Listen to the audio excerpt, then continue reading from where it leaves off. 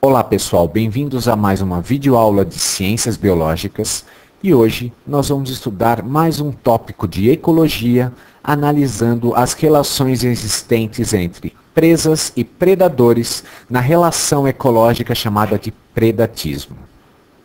Muita gente acha que pelo fato dos predadores matarem as presas, essa relação é negativa. Sim, de fato ela é negativa para as presas. Porém, o predatismo é muito importante para o ambiente. Vamos ver por quê. Então aqui a gente tem que o predatismo é a forma que a natureza encontrou para conter o crescimento exagerado das populações. Embora não pareça, os predadores beneficiam as populações, pois de alguma forma contribuem para evitar a superpopulação. Então vejam, pessoal, o predatismo, então, ele é muito importante para o ambiente, pois ele equilibra as populações e impede uma superpopulação de determinada espécie.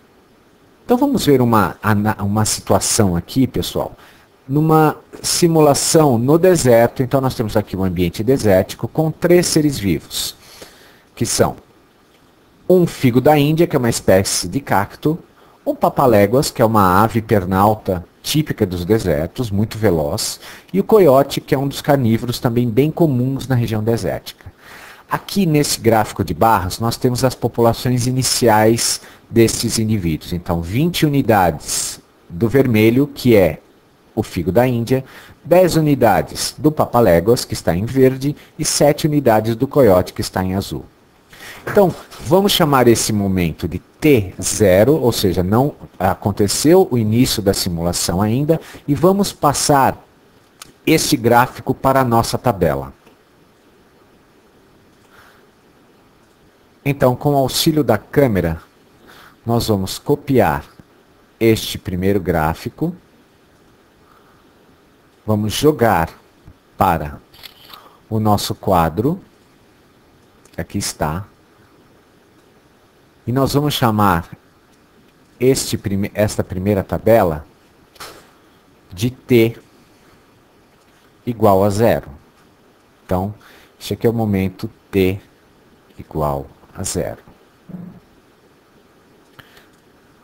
Então, vamos rodar a simulação até aproximadamente T igual a 24 unidades de tempo. Então, vamos para a simulação em T igual a 24. Vejam aqui que a situação na tabela mudou. A quantidade de papaléguas, devido ao suprimento de vegetação que tinha, aumentou bastante. E com isso, também interfere na população de coiotes que existe na região. Então, vamos copiar essa outra tabela.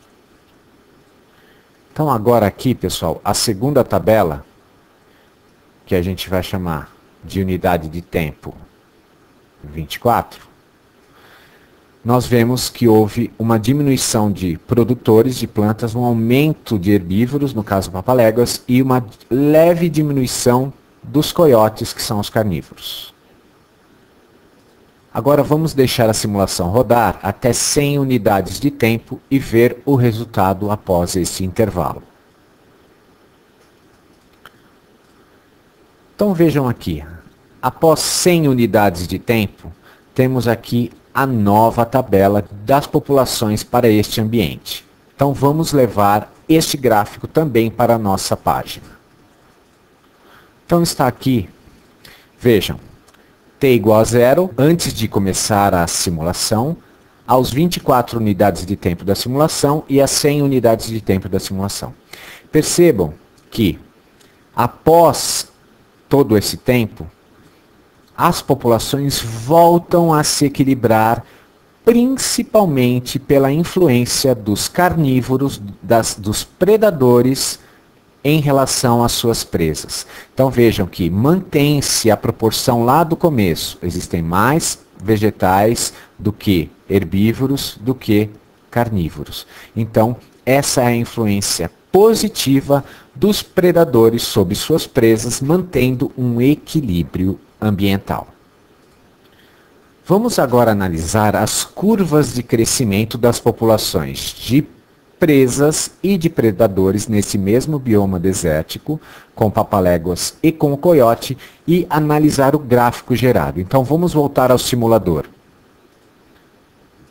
Então, voltando ao simulador de ecologia, temos aqui a mesma população, né, de seres vivos, e vamos observar como se comportam as curvas de crescimento. Então vamos deixar o gráfico ir até aproximadamente 100 unidades de tempo e verificar o resultado. Então aqui está, após 114 unidades de tempo, vamos levar este gráfico para a nossa tabela. Então veja, eu trouxe agora o gráfico das curvas de população aqui para a nossa tabela de comparação. E eu quero que vocês percebam o comportamento das populações, principalmente de papaléguas e de coiotes. Vejam o seguinte, toda vez que a população de papaléguas diminui, a de coiotes também tende a diminuir. Então veja aqui, a população de papaléguas diminuindo, a de coiotes também tendendo a zero praticamente. Por quê? Se não tem papaléguas, não tem alimentos para os coiotes, então a tendência a população destes animais decair. Agora, quando a população de papaléguas sobe, vejam esta curva em verde, e atinge um pico, o suprimento de alimentos para os coiotes aumenta. Então a população de coiotes, veja aqui, coincide o ponto mais alto de crescimento com o aumento da população de coiotes. Assim que a população de coiotes começa a aumentar, a de papaléguas começa a cair, porque eles começam a ser comidos por estes animais e o equilíbrio do ambiente volta a retornar, inclusive com o restabelecimento da população de plantas, como mostra esta curva em vermelho.